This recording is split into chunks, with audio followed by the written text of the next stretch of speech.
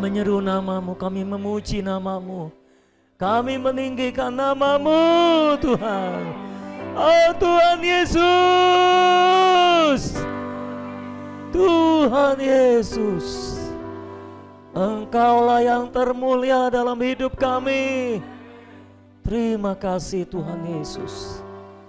Kami memuji Engkau, kami meninggikan Engkau di atas segala Allah. Kami meninggikan Engkau. Engkaulah Allah di atas segala Allah, Tuhan di atas segala Tuhan. Tidak ada Allah yang seperti Engkau ya Tuhan. Terima kasih Tuhan Yesus. Terima kasih karena Engkau telah membayar semua harga yang perlu dibayar untuk Engkau masuk ke dalam kami, menjadi makanan kami, menjadi susunan hidup kami ya Tuhan. Terima kasih buat semua pengorbanan-Mu, buat semua harga yang mahal yang telah Engkau bayar untuk kami ya Tuhan. Terima kasih Tuhan. Kami mau menghargai semua yang telah Engkau kerjakan dalam hidup kami, semua yang Engkau telah kerjakan untuk menjadi makanan kami. Terima kasih Tuhan. Terima kasih Tuhan. Oh Tuhan Yesus, kami menyerahkan hidup kami Tuhan. Engkau sudah menyediakan dirimu untuk menjadi makanan kami. Dan biarlah kami semua menjadi penikmat-penikmat Engkau ya Tuhan. Biarlah kami semua Tuhan menjadi orang-orang yang terus menikmati Engkau sebagai makanan Tuhan. Terima kasih Tuhan Yesus. Pagi ini Tuhan berbicara kepada setiap kami. Roh Kudus, kami mohon Kau bekerja di antara kami Tuhan. Meruntuhkan semua benteng-benteng yang dibangun iblis dalam hidup kami. Menghancurkan semua penghalang-penghalang yang dibangun iblis untuk kami bertumbuh di dalam Engkau, untuk kami terus menikmati Engkau sebagai makanan kami.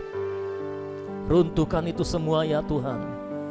Oh biar kuasa Roh Kudus melayang-layang di atas kami, membentuk ulang hidup kami, menjamati kami menjadi baru ya Tuhan. Terima kasih Tuhan. Berbicaralah, sebab kami siap mendengarkan firman-Mu Tuhan. Firman-Mu adalah segalanya bagi kami. Firman-Mu adalah makanan bagi kami. Firman-Mu adalah kehidupan bagi kami. Terima kasih Tuhan. Berbicara sebab kami siap mendengarkannya. Kami siapkan hati yang terbaik bagi-Mu Tuhan. Kami berdoa di dalam nama Tuhan Yesus Kristus. Dan semua kita yang siap dengar firman, sama-sama kita katakan amin. Puji nama Tuhan. Silakan duduk saudara-saudara.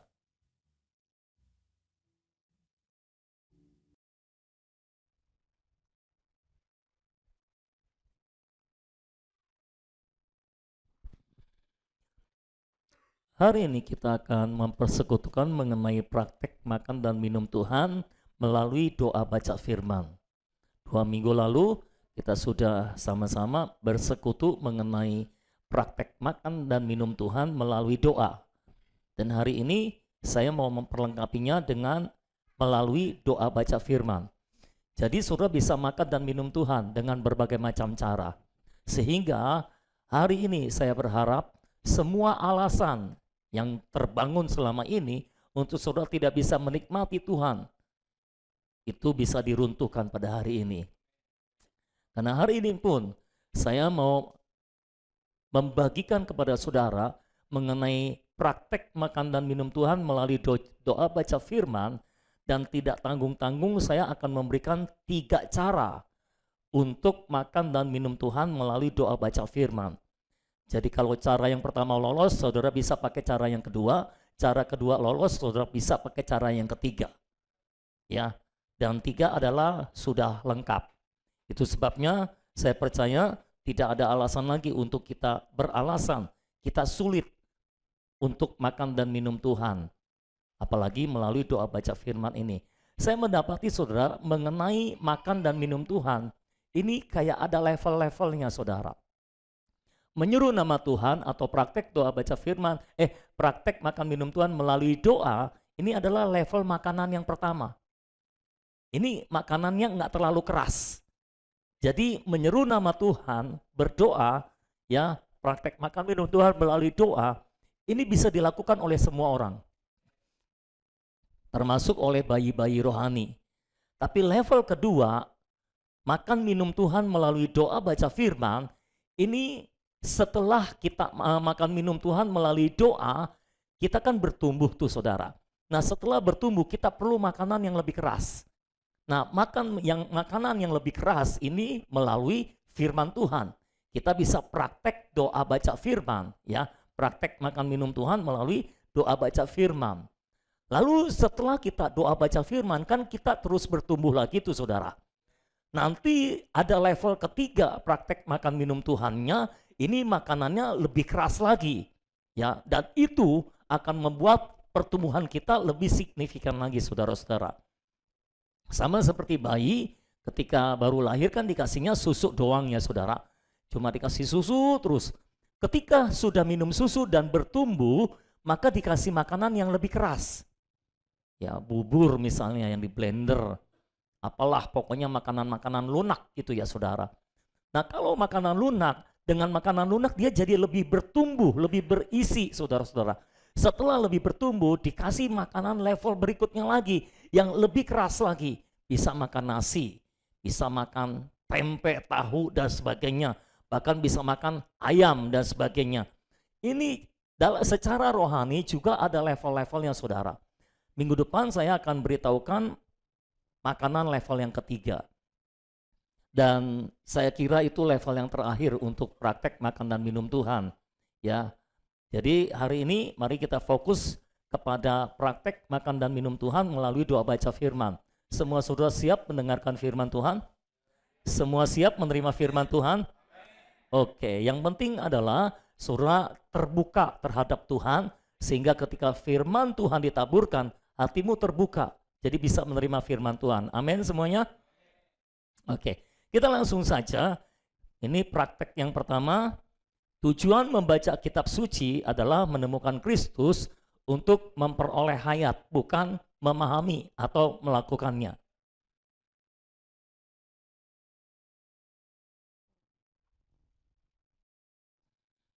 Tujuan membaca kitab suci adalah menemukan Kristus untuk memperoleh hayat, bukan untuk memahami atau melakukannya.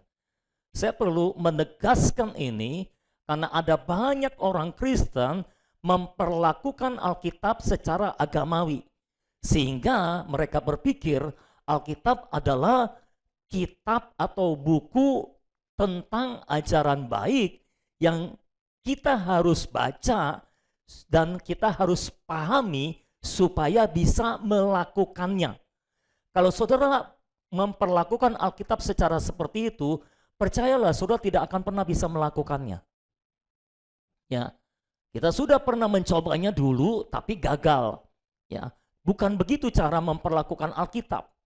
Ya, ketika kita membaca Alkitab seharusnya kita menemukan Kristus dan memperoleh hayat melalui Kristus.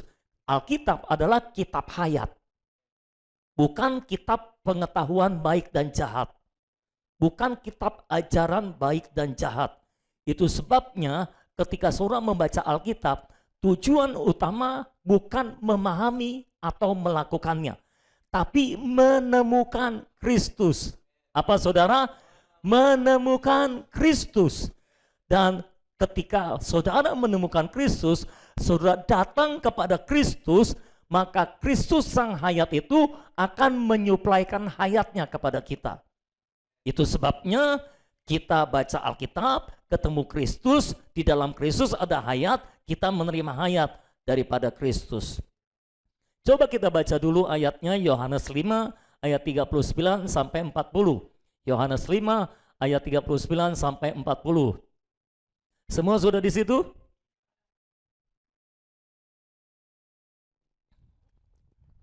Oke, baca.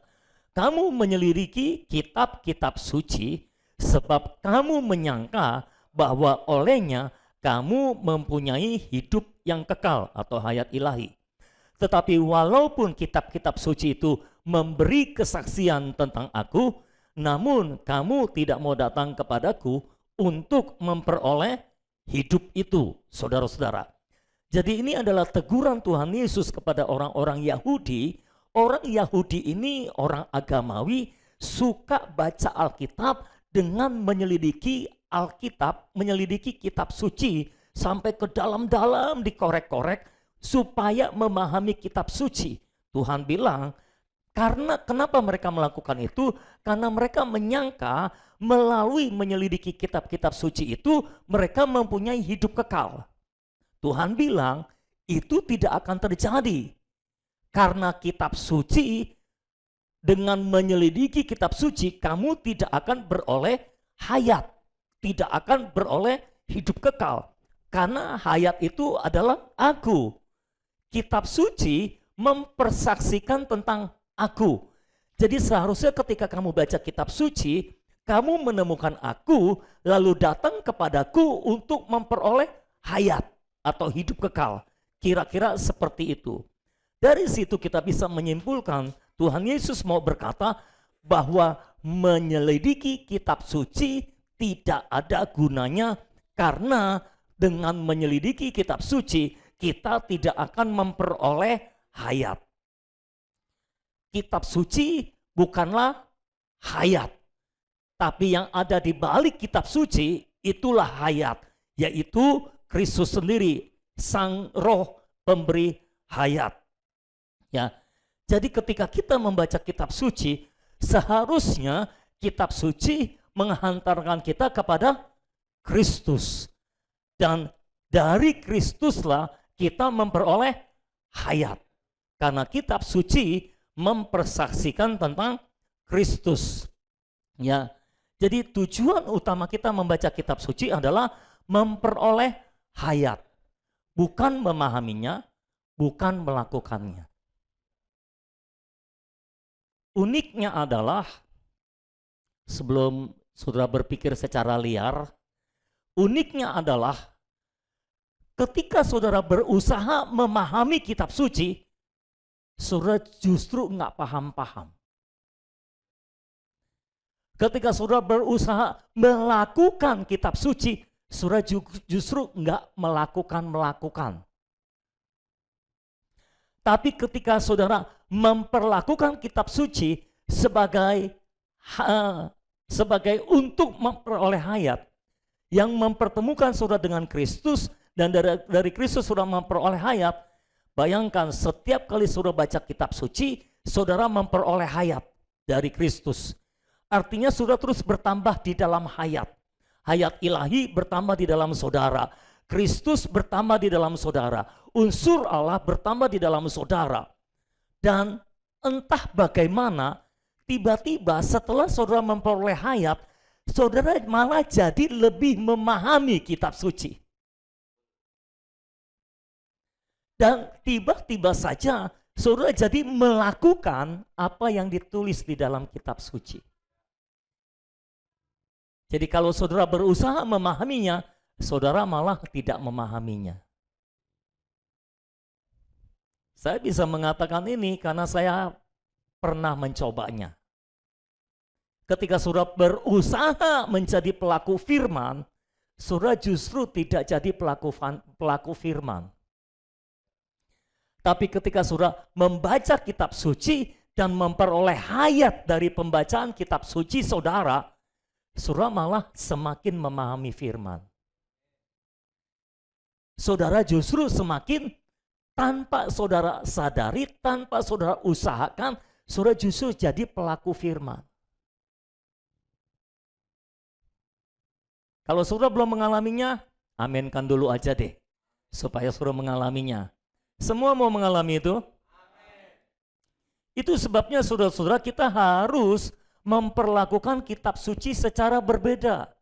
Enggak boleh seperti dulu lagi, saudara-saudara.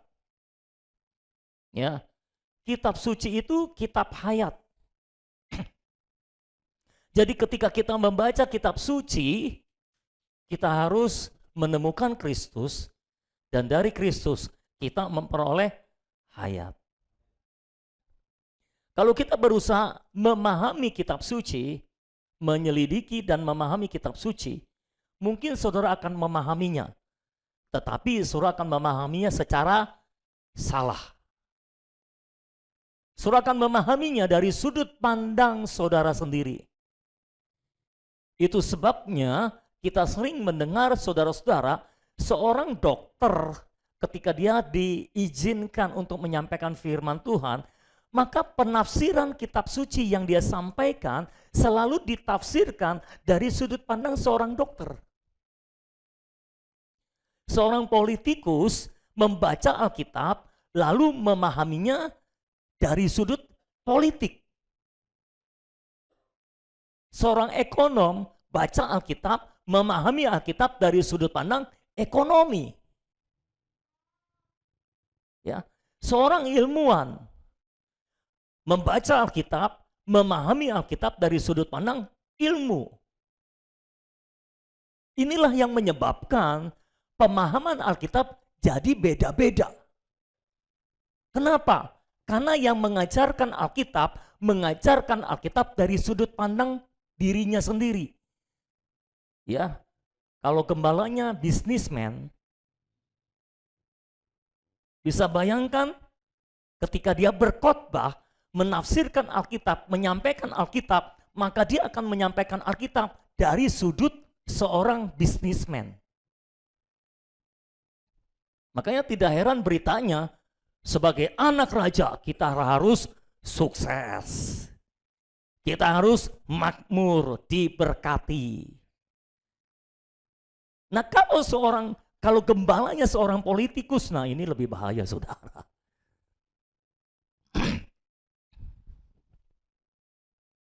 Saya pernah mendengar kesaksian Pak Ahok dulu, dan dia bilang, saya belajar politik itu dari Alkitab katanya. Oh, saya baru tahu kalau Alkitab bisa belajar politik dari Alkitab. Tapi Alkitab bukan buku politik, saudara. Alkitab ini buku wahyu tentang Allah dan rencana keselamatan Allah. Bukan buku kedokteran, bukan buku politik, bukan buku ekonomi.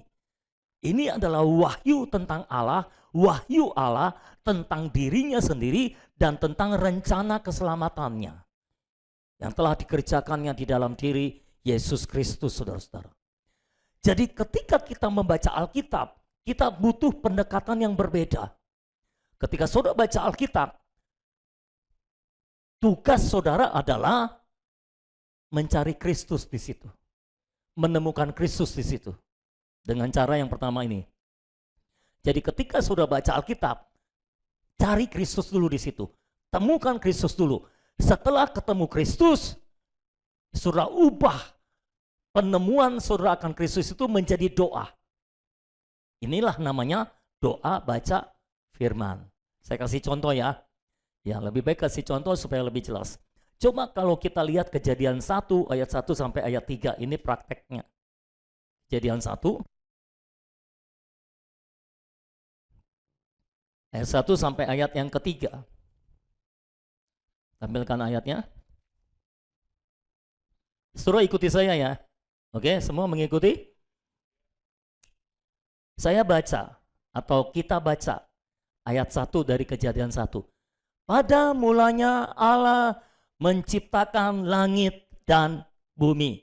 Saudara menemukan Kristus di situ enggak? Hah? Oke, saya ulangi.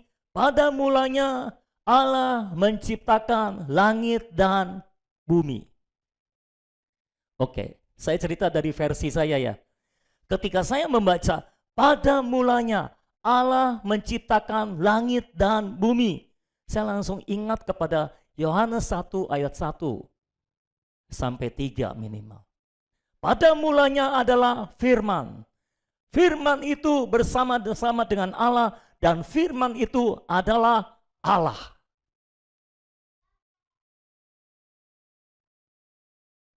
Dan kita tahu bersama, firman itu ayat 14-nya telah menjadi manusia dan diam bersama dengan kita. Itulah Kristus. Jadi siapakah Allah yang pada mulanya ini? Kristus. Saya menemukan Kristus. Pada kata-kata, pada mulanya Allah. Kristus adalah firman yang bersama dengan Allah dan adalah Allah, dan dia adalah pada mulanya itu. Suruh menangkap apa yang saya sampaikan. Jadi saya menemukan Kristus di situ. Pada mulanya Allah, oh Tuhan Yesus, Engkaulah yang pada mulanya itu. Engkaulah yang awal. Saya ingat kitab Wahyu lagi. Dia berkata, akulah yang awal dan yang akhir dan yang hidup. Akulah Alfa dan Omega. Oh Tuhan Yesus, saya bisa berdoa. Jangan lupa campurkan dengan menyeru nama Tuhan. Tuhan Yesus, Engkaulah Allah yang awal. Engkaulah Allah yang pada mulanya. Engkaulah Allah yang awal. Engkaulah Allah yang akhir dan yang hidup. Oh, aku menyembah Engkau Tuhan sebagai Allah yang pada mulanya itu. Saya menemukan Kristus.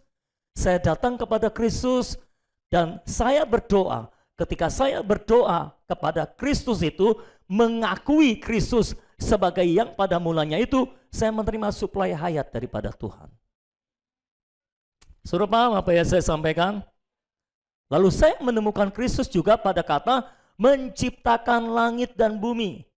Yohanes 1 ayat 1 juga berkata, pada mulanya adalah firman. Firman itu bersama-sama dengan Allah, dan firman itu adalah Allah.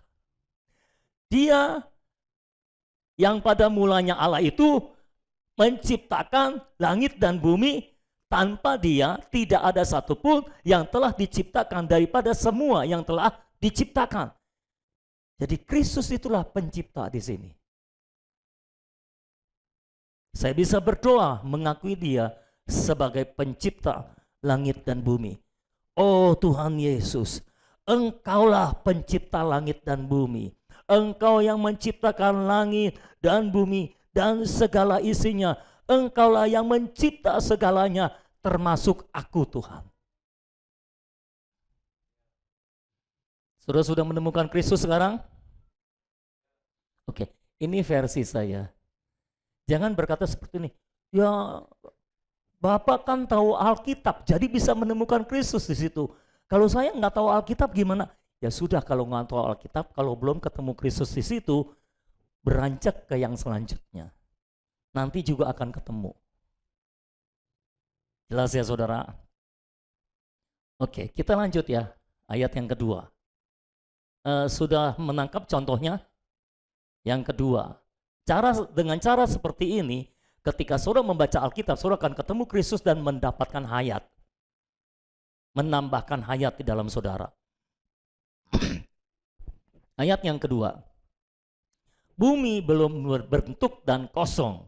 Gelap gulita menutupi samudra raya dan roh Allah melayang-layang di atas permukaan air.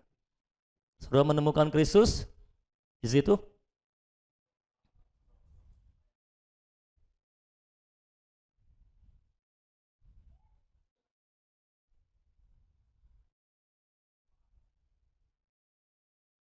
Roh Allah di situ bukan Kristus sih. Tapi kalau saudara merasa itu Kristus, ya nggak apa-apa, doakan aja. Ini bukan tentang salah atau benar, tapi tentang makan atau tidak. Ya. Ketika orang makan dengan cara tertentu, ada orang yang kalau makan sukanya nggak pakai sendok, sukanya pakai tangan. Enak, lebih langsung gitu loh saudara. Nggak pakai perantara. Jadi rasa-rasanya tuh enak gitu. Kalau makan pakai tangan kayaknya lebih nafsu gitu. Ya saudara kan nggak bisa bilang orang makan pakai tangan itu salah. Ya semua orang makan pakai tangan. Cuma ada yang pakai sendok, pakai perantara.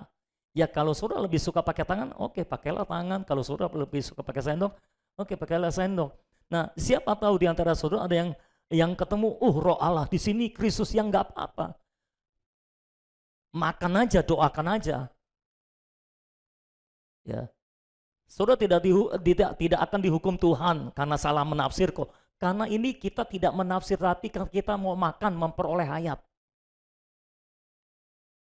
Oke? Tapi kalau saya di ayat 2, saya tidak menemukan Kristus di situ. Nah, kalau saya tidak menemukan Kristus, saya bisa ulang pembacaannya. Siapa tahu pembacaan kedua saya menemukan Kristus. Saya ulang, bumi belum berbentuk dan kosong. Gelap gulita menutupi samudera raya. Bumi belum berbentuk dan kosong. Sambil roh saya terbuka terhadap Tuhan, kalau Tuhan wahyukan Kristus di situ, saya akan terimanya. Gelap gulita menutupi samudera raya. Tapi ingat, ketika saudara mencari Kristus dalam ayat-ayat Alkitab, jangan mikir. Ya, nanti akan diwahyukan oleh Roh Kudus di dalam roh saudara. Nanti saudara bisa diingatkan ayat yang lain dari firman Allah. Disambungkan. Bukan, ini Kristus bukan ya? Tuhan, engkau di mana? Di bumi? Wah, enggak ada kayaknya. Di berbentuk? Wah, kayaknya enggak ada. Kosong? Enggak juga. Bukan begitu caranya. Kita melatih roh kita, menggunakan roh kita, bukan menggunakan pikiran kita untuk mencari Kristus. Jadi tugas saudara apa? Baca aja. Baca sampai diwahyukan, ini Kristus. Jelas ya saudara? Oke, saya baca ayat yang kedua. Bumi belum berbentuk dan kosong. Gelap gulita menutupi samudera raya. Dan roh Allah melayang-layang di atas permukaan air. Nah, kalau saya merasa tidak menemukan Kristus di ayat 2. Enggak apa-apa, lewatin, masuk ayat 3. Saya sudah baca berulang-ulang, tetap tidak menemukan Kristus sana. Saya masuk ke ayat yang ketiga. Sampai di sini bisa mengikuti? Oke, saya masuk ayat yang ketiga. Berfirmanlah Allah. Berfirmanlah Allah. Dia adalah firman Allah. Saya bisa doakan itu. Oh Tuhan Yesus, Engkaulah firman Allah. Kalau saudara ingat Yohanes 1 ayat 14, Engkaulah firman Allah yang telah menjadi daging dan sekarang tinggal di dalam aku. Boleh seperti itu. Saudara ulang-ulang ketika menemukan Kristus, saudara doanya juga harus ulang-ulang seperti saudara makan, saudara mengunyahkan diulang-ulang. Ya. Berfirmanlah Allah. Berfirman Allah tadi saya sudah doakan, jadilah terang. Lalu terang itu jadi. Saudara menemukan Kristus di situ. Kenapa? Kristus adalah terang dunia. Ya saudara. Oh, jadilah terang. Oh Tuhan Yesus, Engkaulah terang itu. Engkaulah terang dunia. Oh Tuhan Yesus, Engkau tinggal di dalamku, berarti terang tinggal di dalamku. Dan terang akan mengusir semua kegelapan. Amin Tuhan. Engkaulah terangku. Engkaulah terangku Tuhan. Amin. Saudara. Nah, saudara jangan pikir seperti ini. Orang yang kalau pikirannya kritis bisa berpikir seperti ini. Berfirmanlah Allah, ini Kristus. Jadilah terang, lalu terang itu jadilah. Berfirmanlah Allah kan dia yang mencipta. Lalu dia menciptakan terang. Lalu terang itu jadi. Lah, yang menciptakan Kristus. Yang diciptakan terang dan terang itu Kristus juga. Masa yang menciptakan Kristus, yang diciptakan juga Kristus. Berarti Kristus diciptakan. Nah ini pikirannya ini loh. Saudara kalau memperlakukan Alkitab seperti itu, percayalah saudara akan jadi orang ribet. Tujuan kita baca Alkitab bukan itu. Nanti kalau mau mempelajari Alkitab secara pemahaman, nah kita buka sekolah Alkitab aja nanti. Tapi sehari-hari saudara perlu makan dari firman Tuhan. Amin saudara. Jadi cari Kristus di situ, ketemukan Kristus di situ, ketika ketemu Kristus, datang kepada dia, akui dia sebagai apa yang diwahyukan oleh Alkitab. Makan dia sebagai firman, makan dia sebagai terang, makan dia sebagai Allah yang pada mulanya, makan dia sebagai pencipta langit dan bumi dan segala isinya. Saudara sedang makan dan memperoleh hayat. Halo, selamat siang. Semua oke?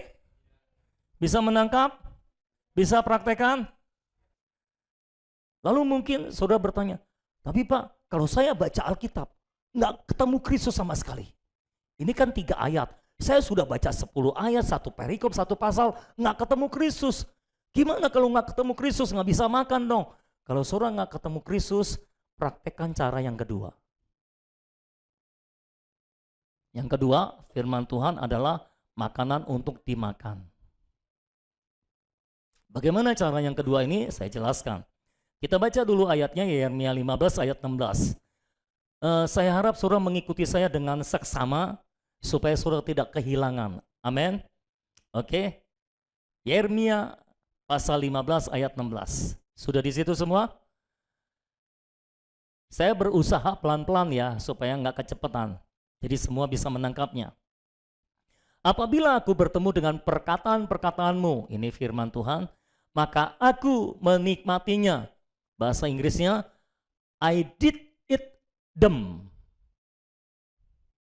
Ya, I did eat them. Jadi apabila aku bertemu dengan perkataan-perkataanmu, aku sungguh-sungguh memakannya. Nah, banyak orang Kristen ketika bertemu firman Tuhan, bukannya dimakan, diselidiki. Nah, ini masalah. Ini masalah orang agamawi. Setiap kali ketemu firman Tuhan, diselidiki. Ditafsirkan ke sana kemari. Tapi belajarlah untuk ketika bertemu dengan firman Tuhan, kita sungguh-sungguh memakannya. Kita sungguh-sungguh apa? Memakannya. Kalau dalam cara yang pertama, tugas kita apa ketika membaca firman Tuhan?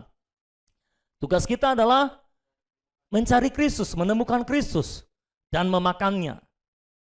Nah, tugas kita di dalam praktik yang kedua, tugas kita adalah makan. Makan, mengunyahnya.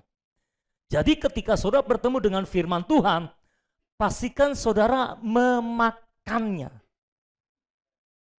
Bukan menyelidikinya.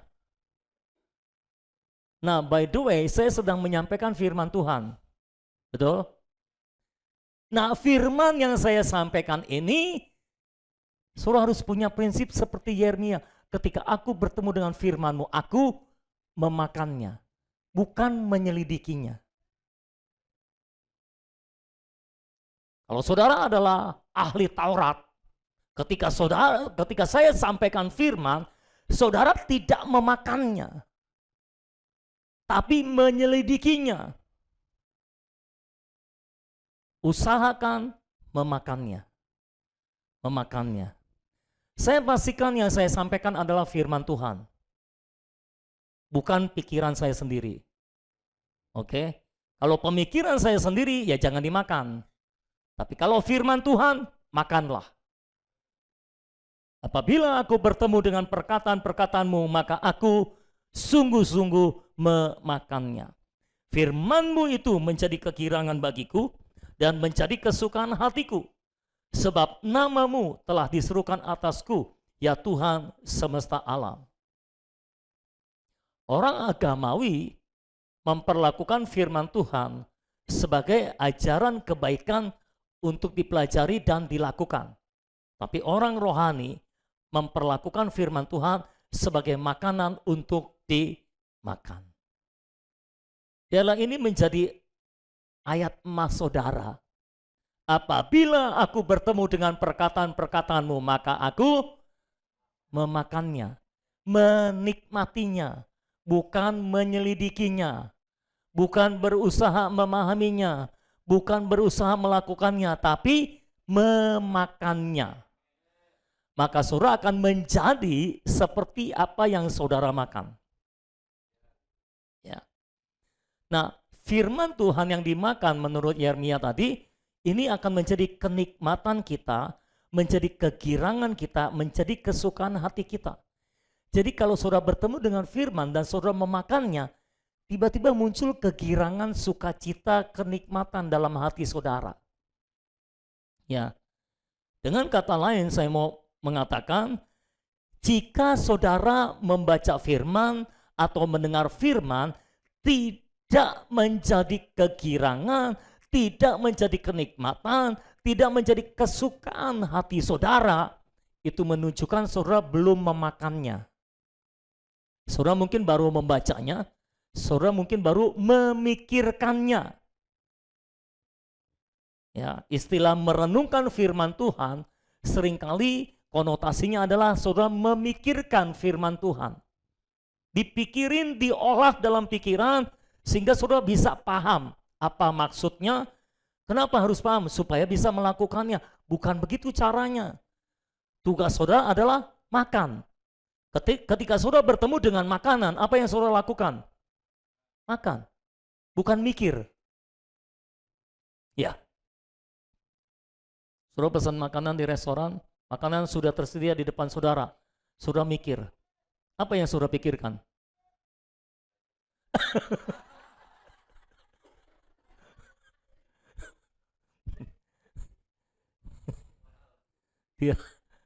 Dia membaca maksud saya. Ya, ketika pesan kan nggak berasa, ternyata ketika udah ditampilkan makanan banyak banget. Gimana bayarnya gitu kan? Bukan gimana makannya, tapi gimana bayarnya. Siapa yang bayar kan gitu ya saudara.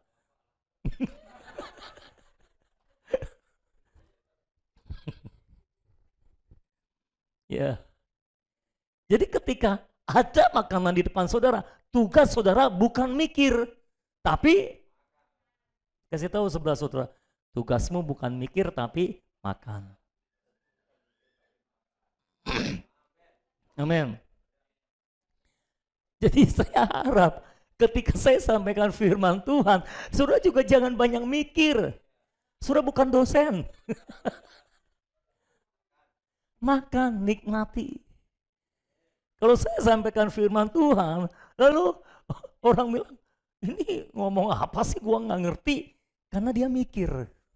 Udah nikmati aja, makan aja, lahap makan saudara.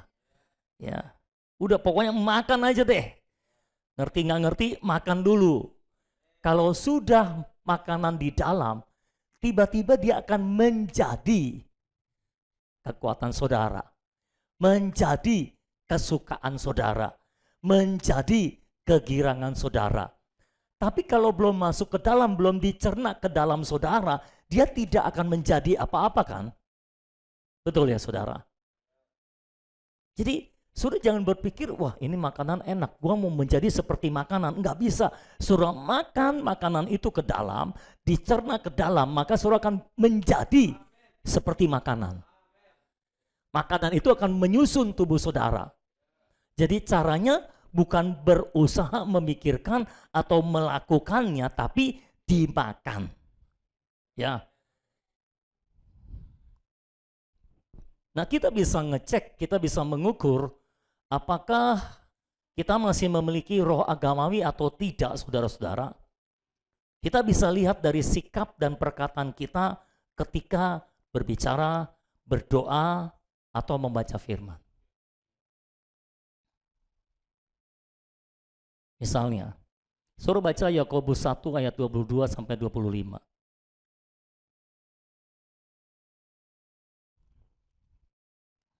Perhatikan baik-baik ayatnya. Tetapi hendaklah kamu menjadi pelaku firman dan bukan hanya pendengar saja. Sebab jika tidak demikian kamu menipu diri sendiri. Apa yang saudara pikirkan ketika membaca firman ini? Tetapi hendaklah kamu menjadi pelaku firman dan bukan hanya pendengar saja. Sebab jika tidak demikian kamu menipu diri sendiri.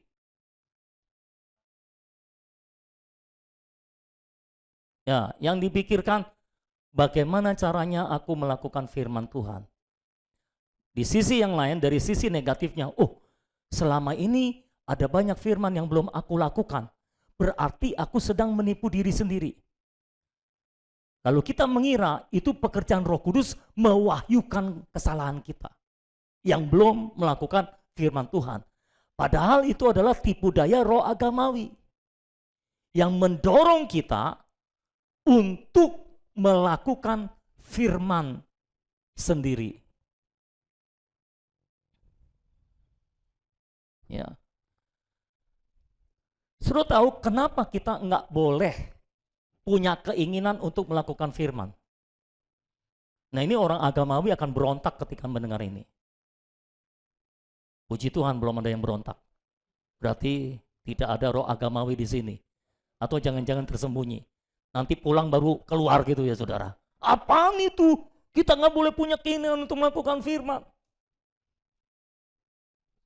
Nah, kalau Rasul Paulus bilang di Roma pasal 7, ketika aku mau melakukan yang baik, yang jahat itu ada padaku. Cara untuk memunculkan yang jahat dari dalam diri saudara adalah dengan cara ingin berbuat baik. Itu sebabnya kenapa kita tidak boleh berusaha berbuat baik. Karena setiap kali saudara berusaha berbuat baik, yang jahat muncul. Cara untuk memunculkan dosa yang di dalam saudara, di dalam tubuh kita ada iblis dosa di situ, ada maut di situ. Karena sudah makan pohon pengetahuan. Ini warisan dari Adam. Cara untuk merangsang dosa bekerja adalah dengan cara saudara ingin berbuat baik, berusaha berbuat baik. Baca Roma pasal 7. Itu sebabnya saya mengulang-ulang di sini. Supaya saudara jangan punya pikiran untuk melakukan firman. Saat saudara punya pikiran untuk melakukan firman, berusaha melakukan firman, yang jahat muncul. Dosa muncul. Ya. Rasul Paulus bilang, hukum Taurat itu rohani. Tapi masalahnya hukum Taurat itu merangsang dosa di dalam diriku. Nantilah kapan-kapan kita membahas Roma pasal 7 lah. Tapi saya mau meruntuhkan semua benteng-benteng agamawi dalam diri saudara. Ini tidak mudah saya tahu, tapi bukan tidak bisa. Sepanjang saudara terbuka, semua benteng-benteng agamawi akan runtuh. Percayalah, setiap minggu saudara mendengar firman, benteng agamawi satu demi satu akan dirobohkan. Sampai tidak ada roh agamawi yang menipu dirimu lagi.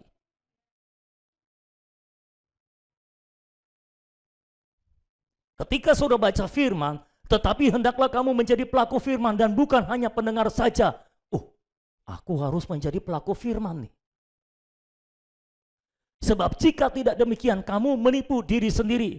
Mau tanya, saudara lebih banyak melakukan firman atau lebih banyak tidak melakukan firman? Cuma satu yang jujur di sini. Saudara lebih banyak melakukan firman atau tidak melakukan firman?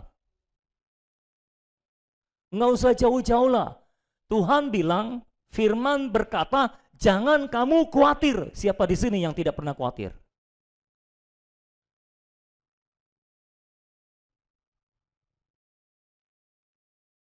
Ketika saudara khawatir, saudara tidak melakukan firman.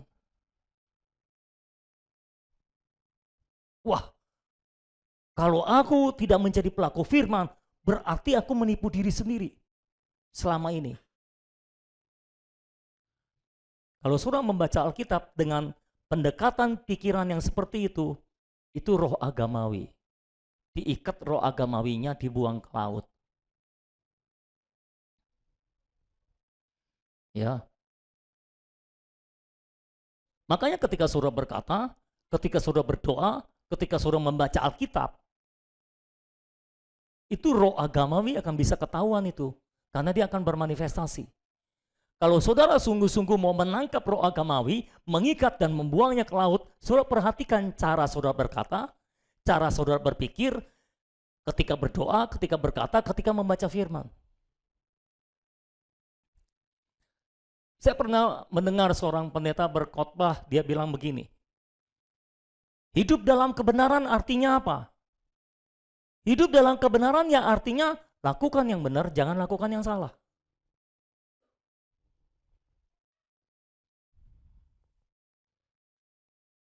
Itu sudut pandang agamawi. Sudut pandang hayat adalah hidup dalam kebenaran, artinya hidup dalam Kristus. Karena Kristus adalah kebenaran. Jadi hidup dalam kebenaran artinya bukan saudara harus melakukan yang benar dan tidak melakukan yang salah. Hidup dalam kebenaran artinya saudara harus hidup di dalam Kristus dan Kristus hidup di dalam saudara dan dialah yang melakukan yang benar melalui saudara. Bukan saudara yang berusaha melakukan yang benar. Hidup semuanya harus berpusat kepada Kristus. Selamat siang semuanya. Apakah roh agamais sudah mulai bermunculan? Ayat 23, sebab jika seorang hanya mendengar firman saja dan tidak melakukannya, ia adalah seumpama seorang yang sedang mengamat-amati mukanya yang sebenarnya di depan cermin dan seterusnya. Seringkali ketika kita membaca, hendaklah kamu menjadi pelaku firman dan bukan hanya pendengar saja. Tuh, harus jadi pelaku firman. Nunjuknya ke orang lain lagi saudara. Harus jadi pelaku firman.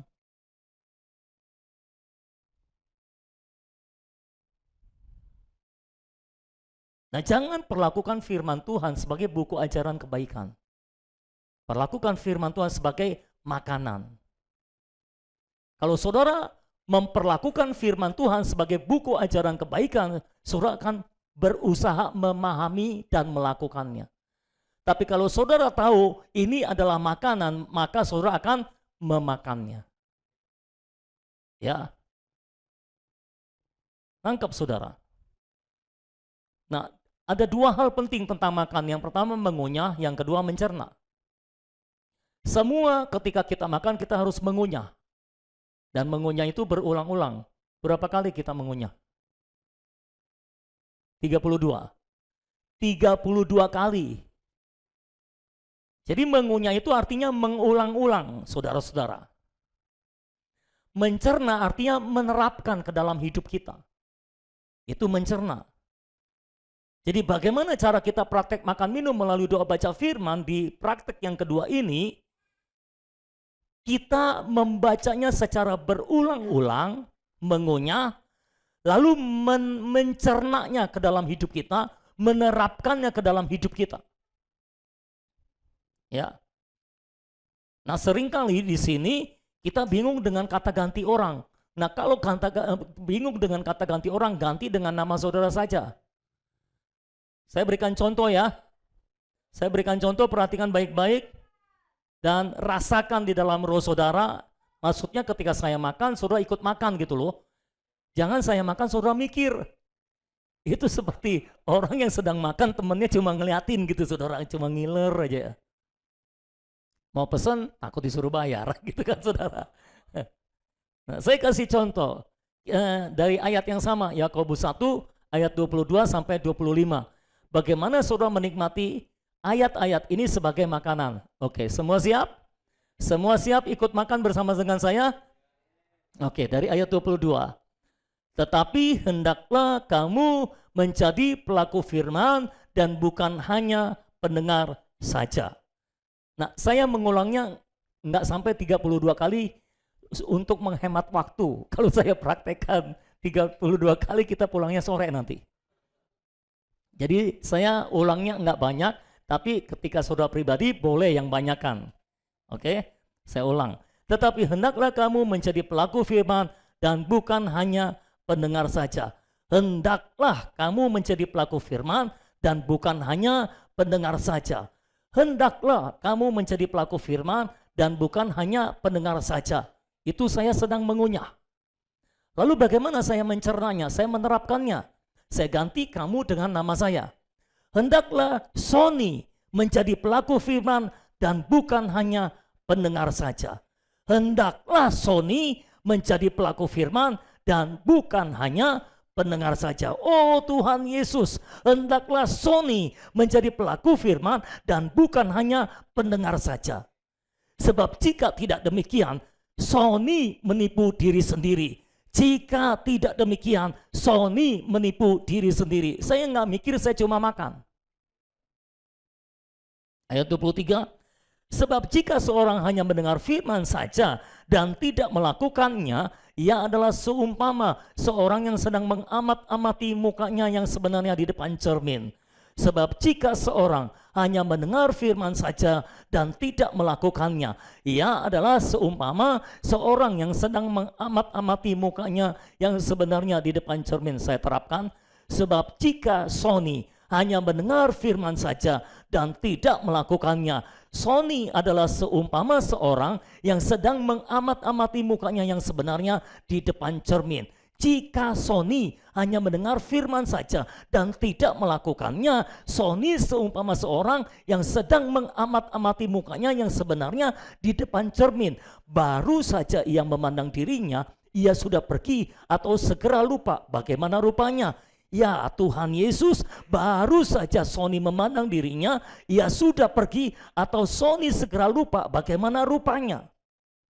Ayat 25, tetapi barang siapa meneliti hukum yang sempurna, yaitu hukum yang memerdekakan orang, dan ia bertekun di dalamnya, jadi bukan hanya mendengar untuk melupakannya, tetapi sungguh-sungguh melakukannya, ia akan berbahagia oleh perbuatannya. Diulang lalu saya terapkan, tetapi barang siapa meneliti hukum yang sempurna.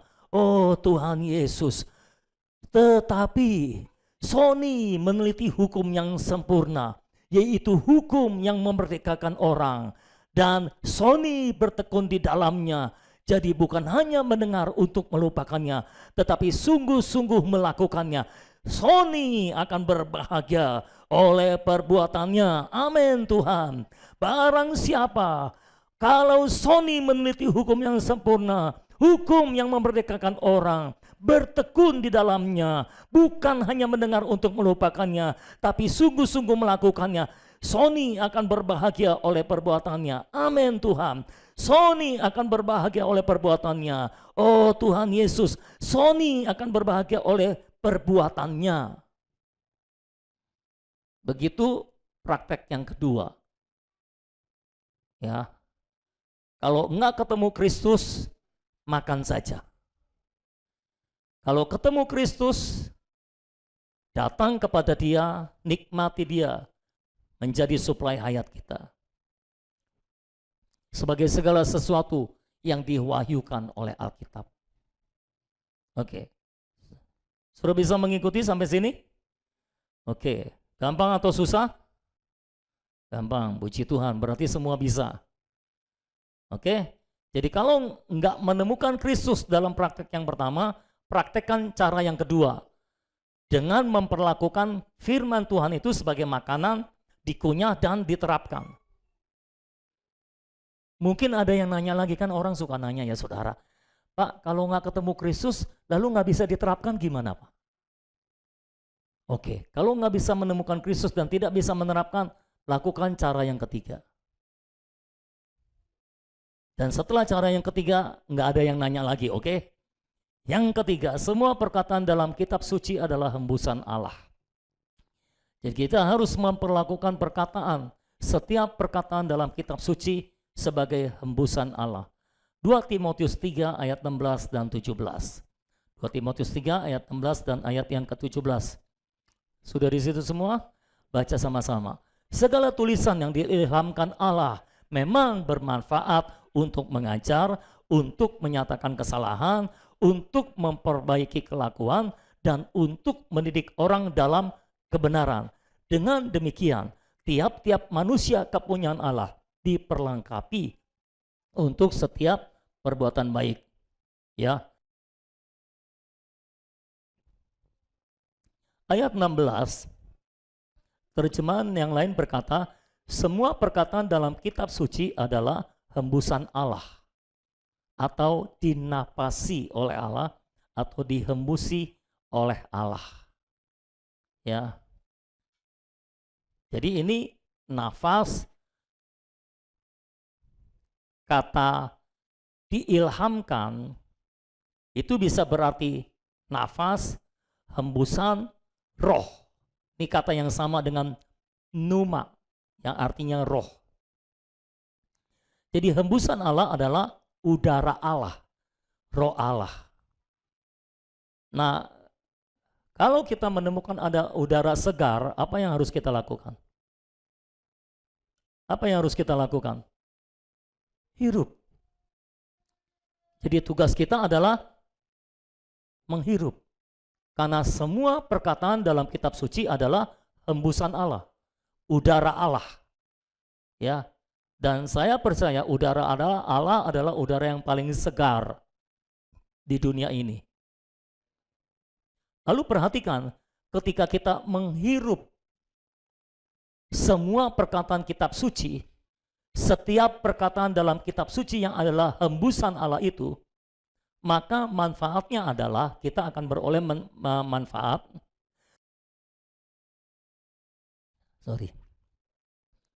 Kita akan beroleh manfaat, kita diajar. Dia akan mengajar kita. Dia akan menyatakan kesalahan. Dia akan memperbaiki kelakuan. Dan dia akan mendidik kita dalam kebenaran. Singkat kata, ketika kita menghirup perkataan Tuhan yang adalah udara Allah itu, kita akan diperlengkapi untuk setiap perbuatan baik. Ya. Nah, perhatikan saudara-saudara.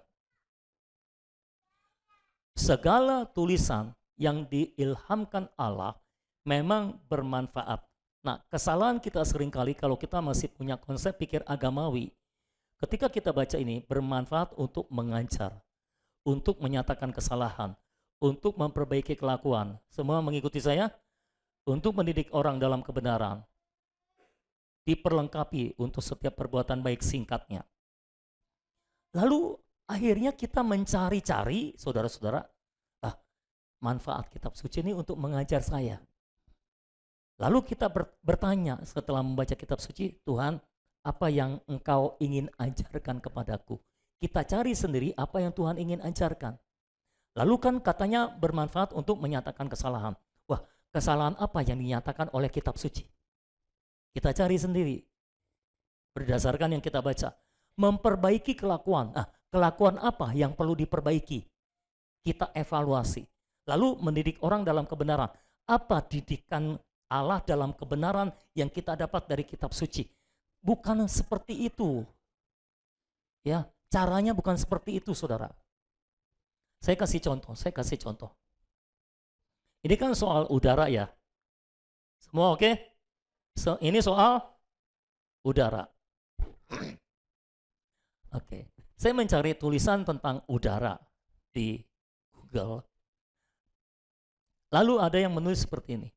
Menurut penelitian, menghirup udara segar itu punya beberapa manfaat.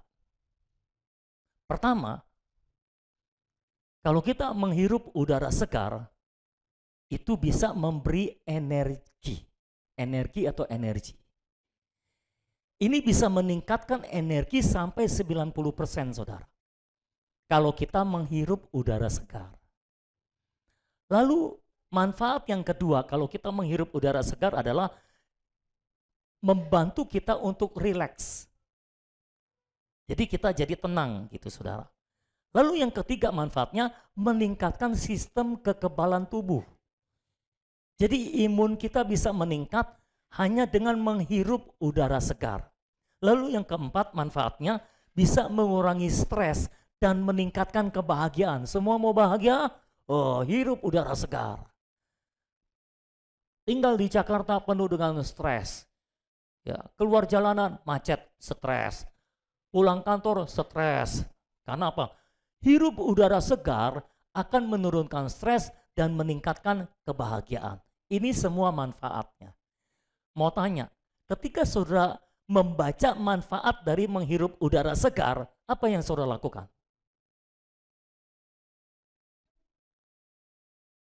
Ada yang jawab nggak sih? Kok saya nggak dengar suara gitu? Hah? Ketika saudara tahu manfaat dari menghirup udara segar, apa yang saudara kerjakan? Apa yang saudara lakukan? Menghirup udara segar kan? Nah, apakah saudara sambil menghirup udara segar, Sambil saudara bertanya-tanya, memberikan energi manfaatnya. Hirup, memberikan energi enggak ya?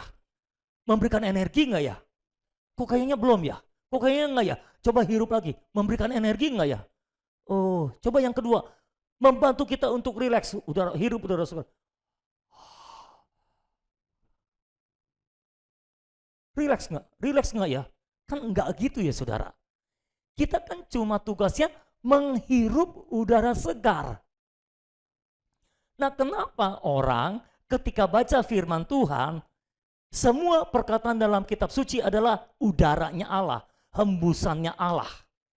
Manfaatnya untuk mengajar, menyatakan kesalahan, memperbaiki kelakuan, mendidik orang dalam kebenaran.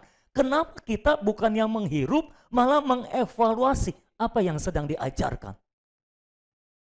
Apa yang sedang dinyatakan kesalahan kita? Kan enggak gitu kan, tugas saudara adalah hirup saja. Ketika saudara menghirup, maka manfaatnya akan bekerja dalam diri saudara. Kan begitu ceritanya. Betul nggak saudara? Saudara nangkap nggak nih yang saya maksudkan?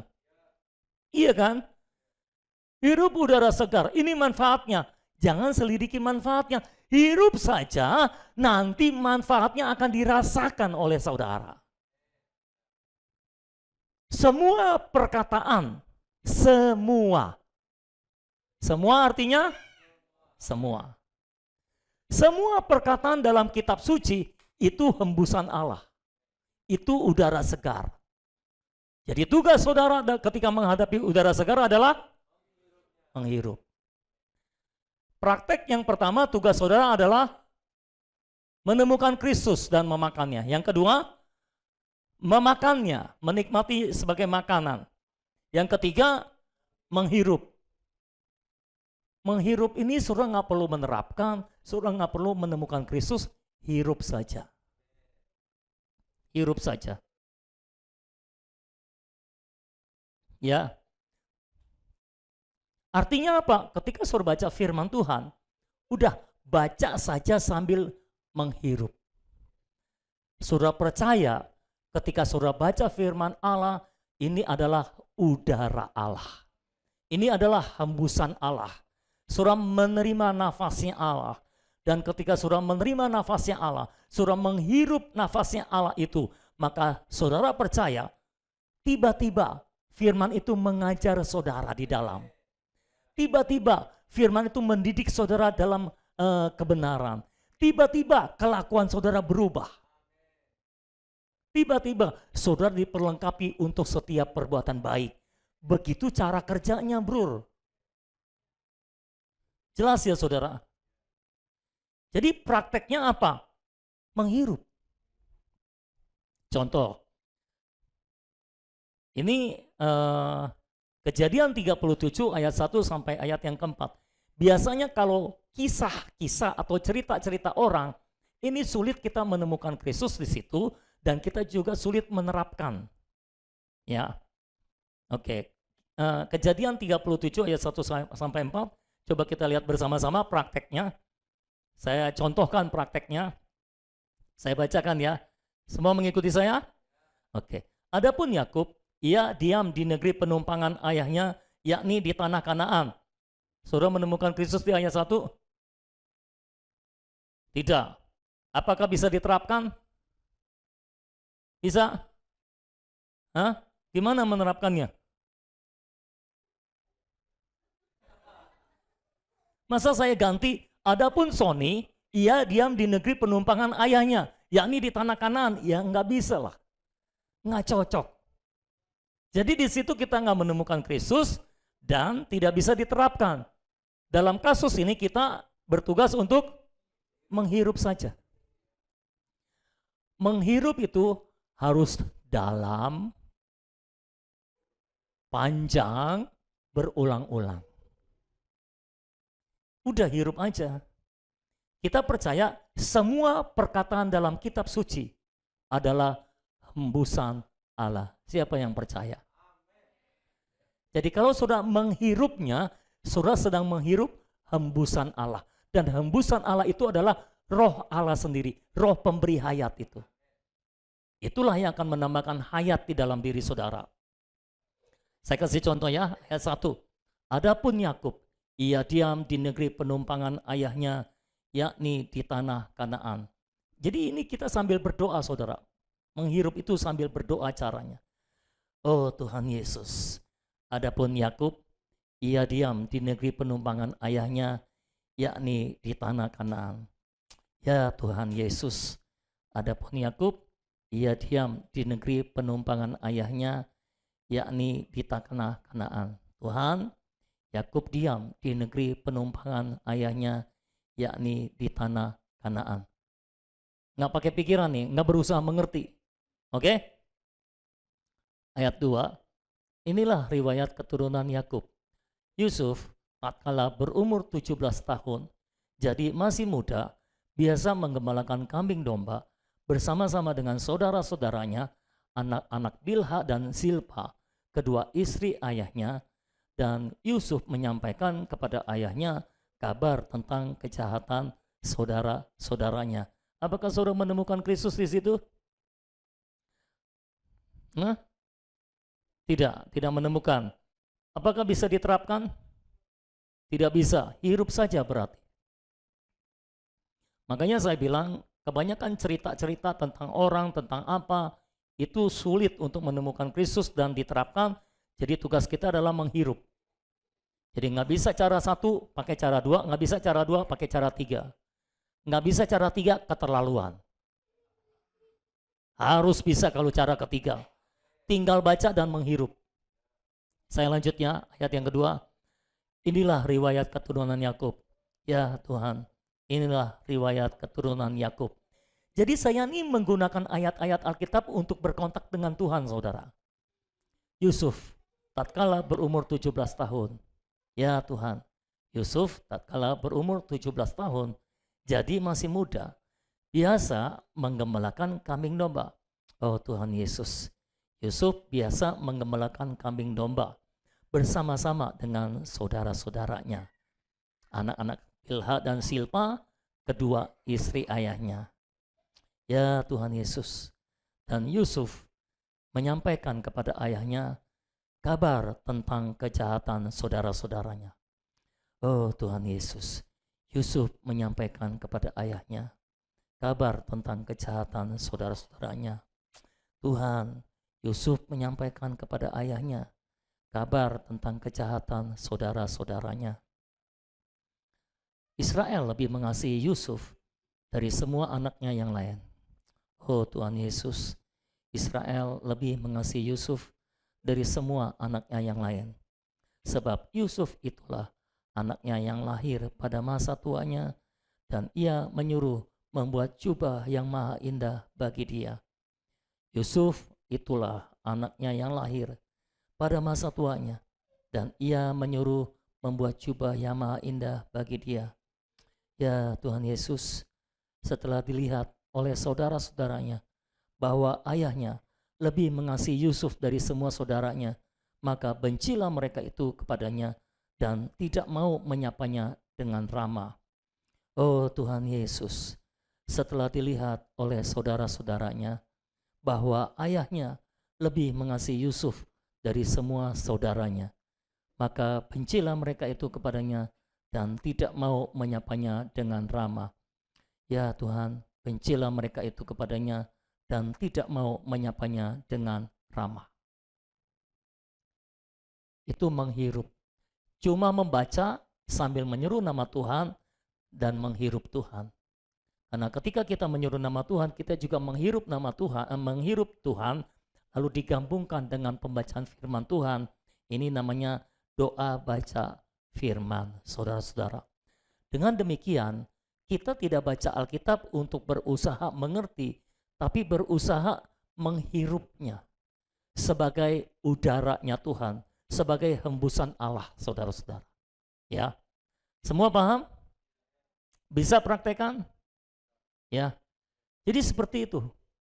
Itulah yang saya praktekkan sehari-hari dalam kehidupan saya ketika saya doa baca firman. Ya, saya dalam khotbah ini saya cuma merumuskan saja apa yang sudah saya jalani selama ini. Ya, Kalau memang saya tidak menemukan Kristus, tidak bisa menerapkan, saya doa baca saja. Saya hirup saja. Karena saya percaya semua perkataan dalam kitab suci adalah hembusan Allah yang bermanfaat untuk mengajar, menyatakan kesalahan, memperbaiki kelakuan, ya, mendidik orang dalam kebenaran. Singkat kata, memperlengkapi orang di dalam setiap perbuatan baik. Dan perbuatan baik ini adalah Kristus yang termanifestasi lewat hidup kita, bukan perbuatan baik yang kita lakukan dengan kekuatan sendiri. Ya. Tapi saudara, ada tapinya nih. Ketika tadi saya baca ini, ketika tadi saya doa bacakan ini, saya cuma menghirup. Tiba-tiba saya seperti menangkap sebuah ajaran di situ. Yaitu tentang parenting ini, pendidikan anak. Ya. Terjadi masalah dalam keluarga Yakub karena Yakub itu pilih kasih. Ya kan? Yusuf lebih disayang daripada yang lainnya. Yang lain jadi ngiri, jadi benci sama Yusuf. Jadi tiba-tiba saya mendapatkan sebuah ajaran, kalau jadi orang tua jangan pilih kasih. Nanti akhirnya kakak adik ribut sendiri. Jadi sebetulnya kitalah yang membuat keretakan dalam rumah tangga itu, gitu saudara. Saya menerima ajaran itu. Saya bisa berdoa lagi. Tuhan Yesus, Engkaulah hikmatku untuk mendidik anak-anakku. Tuhan, berikan aku hati yang seperti Engkau, hatimu Tuhan.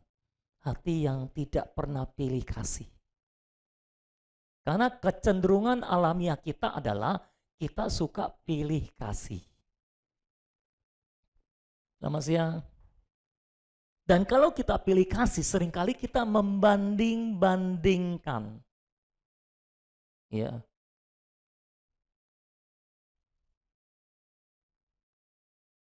Ya, kayak gitu kira-kira.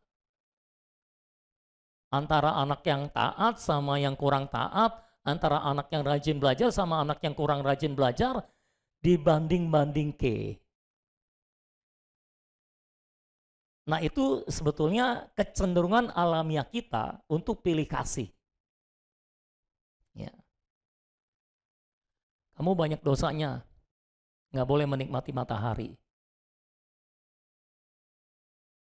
Kamu lebih nggak berdosa, boleh nikmati matahari. Nah Allah tidak seperti itu kan. Orang yang berdosa dan orang yang tidak berdosa dapat matahari juga tuh. Kan repot kalau kita berdosa, matahari disembunyikan daripada kita. Kebanjiran terus nanti kita. Nggak surut-surut banjirnya. Karena matahari di rumah kita tersembunyi. Di rumah orang lain nyala. Jadi matahari bersinar di rumah orang yang tidak berdosa dan tidak bersinar di rumah orang berdosa. Kan repot jadinya saudara. Karena Allah itu tidak punya kecenderungan untuk pilih kasih. Makanya di dalam gereja tidak ada anak emasnya Allah. Tidak ada seorang pun di sini yang boleh merasa aku ini anak emasnya Allah. Karena Allah tidak punya anak emas. Kalau anak yang tidak berbakti banyak. Tapi kalau anak emas nggak ada.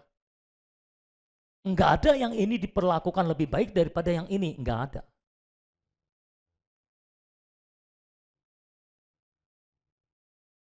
Tidak ada anak emas. Jadi saya ketika doa baca, nggak bermaksud memahaminya, tiba-tiba saja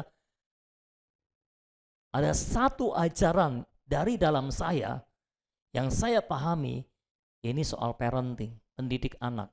Nggak boleh pilih kasih. Ya. Kalau saudara nggak mau pilih kasih, punya anak cuma satu aja, jadi nggak ada pilih kasih. Kalau anak dua bisa dibandingkan, bisa pilih kasih. Nah, Yakub anaknya 12. Bayangkan, kecenderungan pilih kasihnya sangat besar dan cuma satu yang dikasih, yang lain kurang. Cuma satu di antara 12, cuma satu yang dibuatkan jubah maha indah. Bayangkan, jubah indah saja sudah indah, apalagi maha indah. Lebih daripada indah. Ya bayangkan semua ketika ada di rumah Yusuf pakai jubah maha indah sendiri. Keren sendiri, indah sendiri. Yang lainnya kurang indah saudara. Ya yang lain ngiri lah jadi. Tapi dari situ kita bisa menerima ajaran lagi.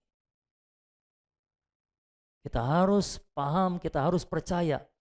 Semua ada dalam pengaturan Allah. Kenapa terjadi seperti itu? Memang Yakub bersalah, tapi semua ada dalam kendali Allah.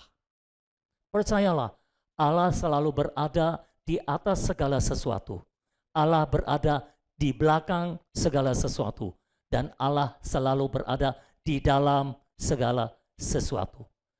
Jadi Allah selalu berada di atas segala sesuatu, di balik segala sesuatu, dan di dalam segala sesuatu. Nah, ketika saya terima ajaran ini, saya bisa doa lagi tuh. Jadi sudah bisa doa panjang untuk itu. Tidak ada amin untuk doa panjang.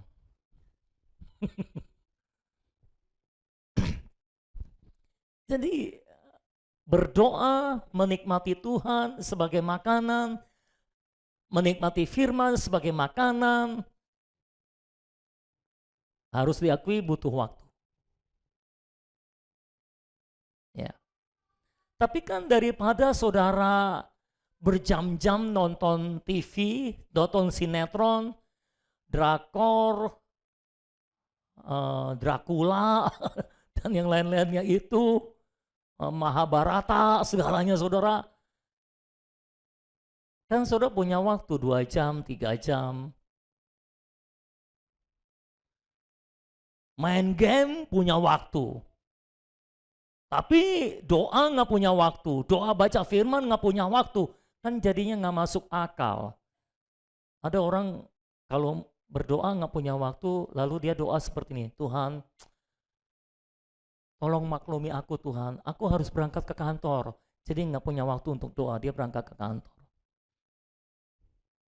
Tapi dia lupa, kalau dia mau main game atau dia nonton film, dia bisa sisihkan waktu. Nah itu alasan yang tidak bisa diterima, karena ada perbandingannya. Untuk yang lain saudara punya waktu, tapi untuk makan dan minum Tuhan, saudara nggak punya waktu. Apa kata dunia? Padahal ini akan menentukan hidup saudara dan masa depan saudara. Ya. Percayalah, saudara yang rajin makan dan minum Tuhan, praktekkan. Yang 2 minggu lalu saya sampaikan dan hari ini saya sampaikan, saya percaya saudara akan lebih cepat bertumbuh. Dan saya percaya saudara akan kuat dalam menghadapi hidup. Apapun masalahnya, saudara akan bisa kuat. Ya. Hidup ini sulit saudara-saudara, kalau tidak bersama Tuhan. Tapi kalau setiap hari makan Tuhan, minum Tuhan, makan Tuhan, minum Tuhan, saudara tidak akan menyesal. Percayalah. Ya. Jadi prioritaskan makan dan minum Tuhan. Utamakan makan dan minum Tuhan. Yang lain belakangan. Ini prioritas untuk hidup saudara. Amin. Semuanya amin. Cuma 30% kayaknya. Apakah yang lain amin? Puji Tuhan.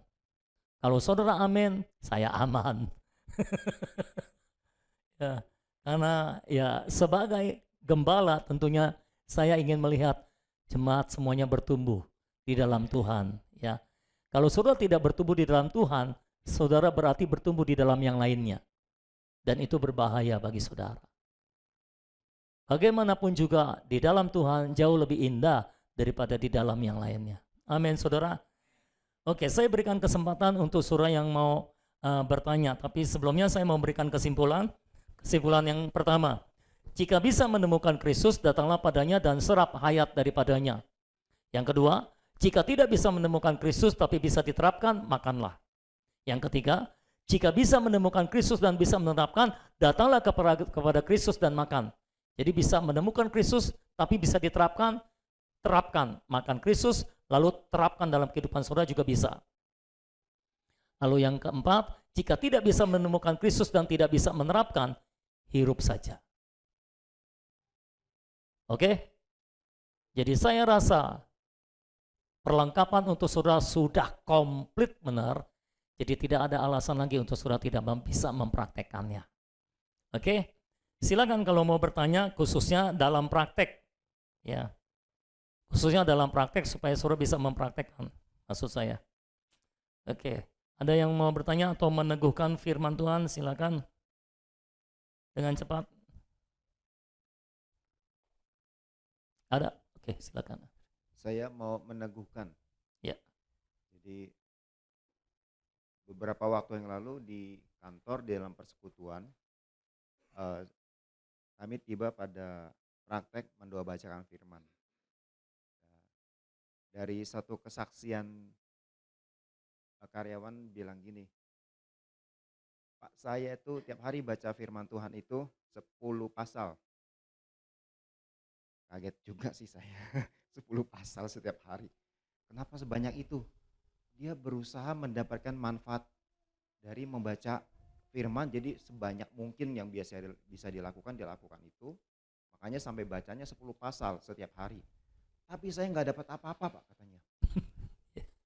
Tapi setelah Bapak sampaikan tentang mendoa bacakan firman, terus tadi praktek, saya merasa, katanya, bahasanya saya lupa, tapi dia merasa seperti dia makan. Dia mendapatkan supply, dia bahasanya saya lupa, tapi maksudnya itu dia seperti bisa menikmati dan bisa makan. Amen. Nah, artinya ini praktek ini terbukti gitu ya, sudah dari orang-orang yang melakukannya, bahkan di pertama kali dia melakukan, dia sudah bisa menikmati bahwa sesuatu bertambah di dalam dirinya, bahwa dia makan gitu lah di dalam rohnya. Jadi baca yang banyak ternyata dia tidak mendapat apa-apa. Dia bilang dia cukup galau, dia bilang sekian lamanya dia nggak ngerti kenapa dia kok nggak dapat apa-apa ketika dia baca firman Tuhan begitu banyak setiap hari. Tapi hari ini katanya dia bersyukur dia bisa menikmati firman Tuhan, bisa makan firman Tuhan. Penyikapan ini sangat membuat dia mengalami perubahan dan dia sangat bersyukur itu. Amin. Puji Tuhan. Ya, karena dulu saya juga membaca firman Tuhan itu satu hari minimal 4 pasal supaya 1 tahun selesai Kejadian sampai Wahyu. Dan terus terang saya juga jarang sekali mendapat apa-apa. Ya. Tapi sekarang saya membaca firman, nggak kejar target 1 hari 4 pasal sih. Biasanya saya 1 hari 2 pasal sampai untuk doa baca firman. Ya, nggak tahu dengan saudara, tapi nggak masalah mau 1 pasal, 2 pasal, yang penting saudara makan. Ya, kalau yang namanya makan, kalau sudah mulai agak kenyang, ya boleh selesai gitu. Kalau belum kenyang ya nambah, kan gitu ya. Jadi nyantai aja, namanya makan ya natural aja saudara. Oke, ada lagi yang lain? Silakan Mike. Ya, saya mau bertanya. Ini kan di kesimpulan ini ada kayak 4 tahap ya ceritanya. Di dalam prakteknya itu ketika kita doa baca itu apakah kita memang harus misalnya kayak nomor 1 gitu. Oh, saya nggak ketemu Kristus gitu, berarti saya harus yang kedua misalnya kayak gitu, atau bagaimana ya supaya kayak alami gitu, bukan seperti kayak langkah-langkah gitu. Ya, ini sepertinya harus kasih contoh lagi nih ya. Padahal saya sudah matikan tablet saya saudara. Contoh lah ya, contoh. Jadi saudara natural aja. Sambil baca, misalnya baca Kejadian 1 gitu kan. Saya baca berurutan. Jadi tetap berurutan dari Kejadian sampai Wahyu ya. Cuma sistemnya doa baca, bukan sekedar baca seperti itu ya. Biasanya 1 hari itu saya bisa dapat 2 pasal. Biasanya dengan cara doa baca, bukan sekedar baca. Nah, ketika doa baca ya seperti itu, jangan berpikir ini Kristusnya di mana. Kalau diwahyukan udah gitu. Ya. Jadi kalau ketemu Kristus, udah tangkap Kristusnya, makan Kristusnya. Kalau ketemu yang bisa diterapkan, terapkan. Jadi kalau ketemu aja gitu. Ya. Kalau ketemu aja.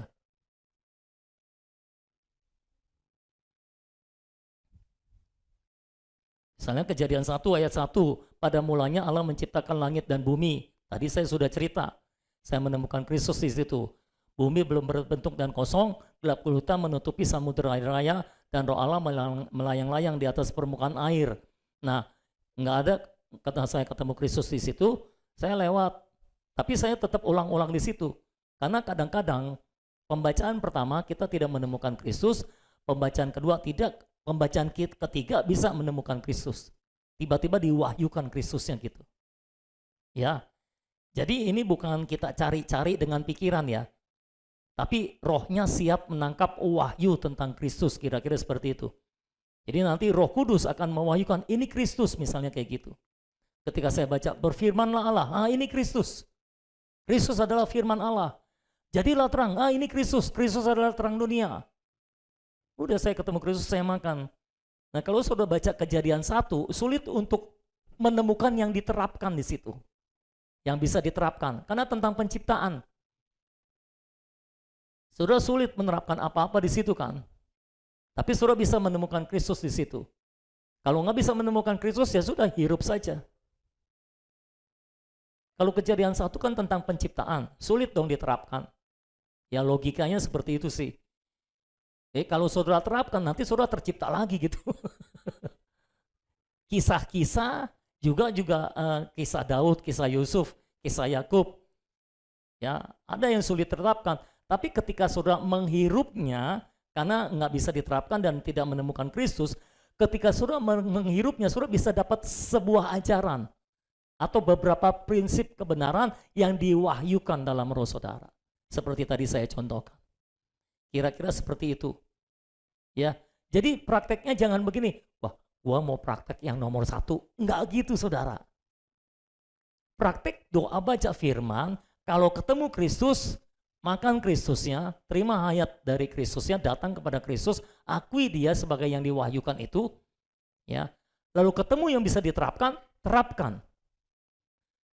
Ketemu Kristus dan ketemu bisa diterapkan, udah hantem dua-duanya gitu. Kalau nggak ketemu Kristus dan nggak ketemu yang bisa diterapkan, hirup saja. Hirup saja pun tetap kita akan mendapatkan hayat. Karena itu adalah udara Allah, hembusan Allah. Ya. Dan itu adalah roh Allah, roh pemberi hayat. Jadi kita tetap mendapatkan hayat. Jadi cara apapun yang saudara pakai, intinya saudara mendapatkan hayat. Sehingga saudara bertambah dan bertumbuh di dalam hayat ilahi. Ya, saya nggak tahu menjawab nggak itu kira-kira. Ya berarti ini intinya bukan langkah ya, tetapi ketika kita makan Tuhan, menikmati Tuhan melalui doa baca, bisa terjadi kemungkinan-kemungkinan dari 4 poin ini gitu. Ya, ya. Jadi ini alternatif yang mungkin, berbagai kemungkinan doa baca firman. Ya, sebetulnya ini Michael udah ngerti, dia nanya buat saudara gitu loh. Ya, dia nanya buat saudara yang takutnya ada yang nggak ngerti, lalu menerapkannya secara agamawi gitu kan. Oh, praktek yang pertama. Nggak ketemu Yesus, lewat terus, tapi nggak dihirup gitu loh. Ya, jangan begitu. Jadi praktekkan ketiga-tiganya sepanjang itu bisa. Kalau tidak bisa 1, 2, ya yang ketiga gitu. Artinya, kan dulu itu ketika diajarin doa baca firman, banyak yang kebingungan kalau baca kitab imamat bagaimana katanya saudara menerapkannya. Ya. Nah kalau saudara baca kitab imamat, saudara bisa banyak menemukan Kristus di sana. Karena itu lambang Kristus semua. Semua korban-korban itu lambang Kristus. Jadi saudara bisa menemukan Kristus, tapi mungkin saudara tidak bisa menerapkan. Kalau tidak menemukan Kristus ya hirup saja. Jadi semua perkataan dalam kitab suci bisa didoa bacakan. Intinya seperti itu. Ya. Karena dulu kan cuma diajarkan satu cara gitu kan. lalu berkembang, progres gitu kan. Nah, ketika saya mau ajarkan tentang doa baca firman, saya merenung kembali apa yang biasanya saya lakukan, dan akhirnya setelah melalui beberapa proses pergumulan, saya bisa merumuskan ketiga cara ini, ya, yang saya kira akan melengkapi semua sehingga tidak ada lagi yang bisa beralasan saya tidak bisa. Kalau menghirup aja nggak bisa, susah dong. Gitu. Oke, thank you. Saudara harus berterima kasih sama Michael.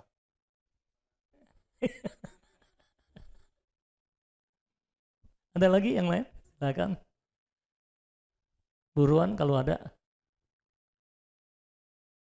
Pertanyaan perwakilan juga boleh. Siapa tahu ada yang membaca. Oh, kayaknya ada yang bertanya gini nih. Oh, tapi dia nggak berani bertanya, saya yang tanya. Gitu. Jadi kalau yang nanya itu belum tentu dia yang nggak ngerti, saudara. Bisa saja buat yang nggak ngerti, dia mewakili gitu. Iya, buat Eko katanya. Ada lagi yang mau meneguhkan atau bertanya? Tidak? Apakah semua oke? Bisa praktekkan? Jadi saudara bisa makan dan minum Tuhan dengan berbagai macam cara. Menyeru nama Tuhan, berdoa, baca firman, saudara bisa. Dan minggu depan saya akan berikan tahap ketiga tentang makanan. Ya, makan level yang ketiga. Nah, itu tentu makanan yang lebih keras lagi, tapi itu akan menumbuhkan saudara secara signifikan. Amin. Saudara semua mau bertumbuh? Saya harap kita semua mau bertumbuh. Karena tujuan kita jadi orang Kristen adalah supaya kita semua menjadi serupa dengan gambar Kristus. Ya, menjadi putra Allah. Putra Allah dimanifestasikan lewat hidup kita. Amin. Ayo kita bangkit berdiri sama-sama. Haleluya.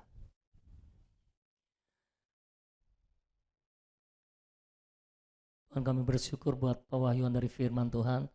Biarlah roh hikmat dan wahyu akan mewahyukan di dalam roh kami, sehingga kami benar-benar menangkap firman-Mu sebagai wahyu dan makanan bagi kami, Tuhan. Tuhan, berkati seluruh jemaat-Mu, Tuhan, dan biarlah setiap jemaat-Mu akan bisa makan dan minum Tuhan setiap hari, setiap saat dalam hidup mereka, sehingga tidak ada satupun jemaat di tempat ini yang tidak mengalami pertumbuhan hayat, Tuhan. Tapi setiap kami benar-benar mengalami pertumbuhan hayat, Tuhan. Engkau sudah menyediakan jalan, bahkan Engkau sendiri menjadi jalan bagi kami, Tuhan. Terima kasih, Tuhan, buat jalan yang Engkau berikan bagi kami, yaitu diri-Mu sendiri, Tuhan. Engkaulah jalan, Engkaulah kebenaran, Engkaulah hayat kami, Tuhan. Terima kasih, Tuhan, kami mau makan Engkau setiap hari, kami mau minum Engkau setiap hari, dan menghirup Engkau setiap hari.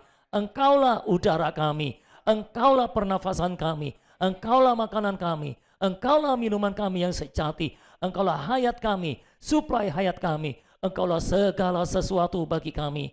Terima kasih, Tuhan, biarlah Engkau menjadi Tuhan dan segala sesuatu bagi setiap jemaat-Mu di tempat ini, sehingga tidak ada satupun jemaat Tuhan yang ketinggalan, tapi semua bertumbuh di dalam Tuhan dan bukan bertumbuh di dalam yang lain. Terima kasih, Tuhan, terpujilah nama Tuhan untuk selama-lamanya. Engkau meteraikan semua firman yang telah Engkau sampaikan bagi kami. Kami berdoa di dalam nama Tuhan Yesus Kristus. Dan semua kita yang menerima firman-Nya, sama-sama kita mengatakan amin. Puji nama Tuhan. Tuhan berkati saudara. Saudara, buku ini masih ada 9 lagi. Kalau saudara mau beli, kalau yang belum punya boleh beli. Ya, masih ada 9 buku lagi, karena memang kita waktu itu cetaknya agak dilebihkan supaya orang-orang yang telat mikirnya bisa dapat buku ini juga. Mumpung dijual murah 75.000. Hari Senin besok sudah naik, saudara. Puji Tuhan. Selamat siang semuanya. Tuhan Yesus memberkati saudara.